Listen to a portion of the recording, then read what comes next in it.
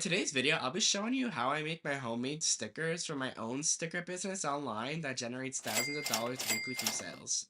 The business started after a discussion last summer at a family gathering about struggling with trying to find a job in my degree in computer science. It was brought to my attention by a family member that you could sell designs through Etsy, and I thought back to when I used to sell sticker designs on Redbubble. Spending that week researching efficient ways of making stickers, I was caught up in trying to find the best material and equipment to use. Using the resources I gathered from a year of being in business, let's start off this video. So since you want to think of a low cost but a high quality sticker to sell to a customer, we of course need to think about the paper material that will be used to print the design.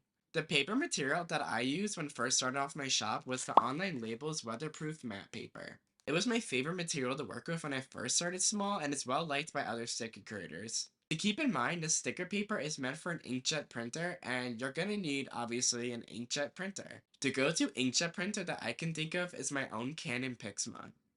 There is a pro model of this printer with other color cartridges added, but in my opinion, this works just as well for 3 times less the cost.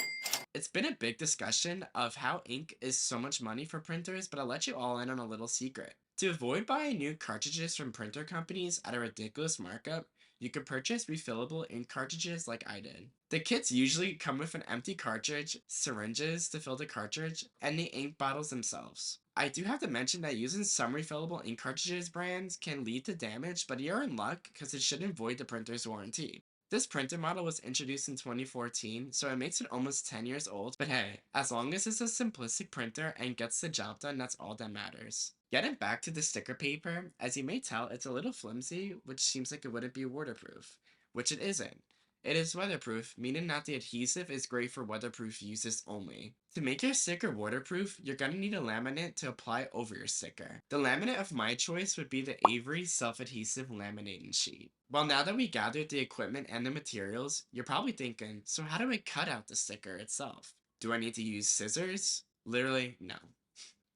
The Cricut Maker is basically the key to making the sticker since it comes with a designs-based software that will help us print and cut. So after you acquired all the equipment and material, you want to make sure that the printer is set up correctly. To do this, in our example, you head over to Canon's official website and download the printer's drivers needed to set up. If you don't have this printer, then you could find your own printer's drivers on their website. If you do not install the printer's drivers first, the print quality from the generic drivers that are provided by your computer will be awful. Trust me. After that's done, you'll want to then install the Cricut Design Space and do the setup process. Make sure that you calibrate the machine with a regular sheet of paper so your stickers cut accurately. Now for the fun part, coming up with the sticker design. AI generated stickers have been all the craze for the past months, with tools like Midjourney and Leonardo being in use.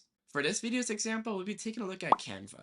When researching sticker niches to use, a useful one I thought of was children's names labels, since children love to lose their stuff, right? Heading into Canva, we will create a square design of 1000 by 1000 pixels, which will bring us to a blank canvas. Now, if we're thinking about what children like in a sticker, we can head into Elements and search for animals. Let's go ahead and type in frog. From these choices, I think this cute kawaii one is best. Choosing that, we can then use the rounded rectangle, which will give us the area to put the customized name. We will then go to share and download as a PNG file. Now with the Cricut Design Space opened, we will want to make a new project and upload our image file. With the image added into the project, we will then use the text tool and add the customized name and number. Be sure to select both the image and text, and then you'll want to head over to flatten. This will make sure that the name isn't cut separately.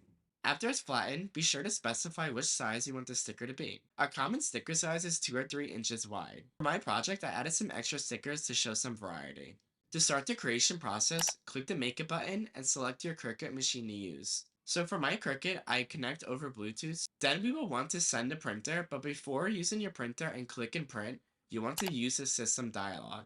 For the Canon Pixma model I have, under print options, there is the quality and media section. Clicking here, we will set the print quality to high and print. With our stickers printed, we will apply the laminate. There are multiple ways to apply the laminate, but for my liking, I peel off the laminate and lay the gloss face down. Then I will place the paper down and then rub it with a squeegee. Back to Design Space, you want to specify what material will be cut.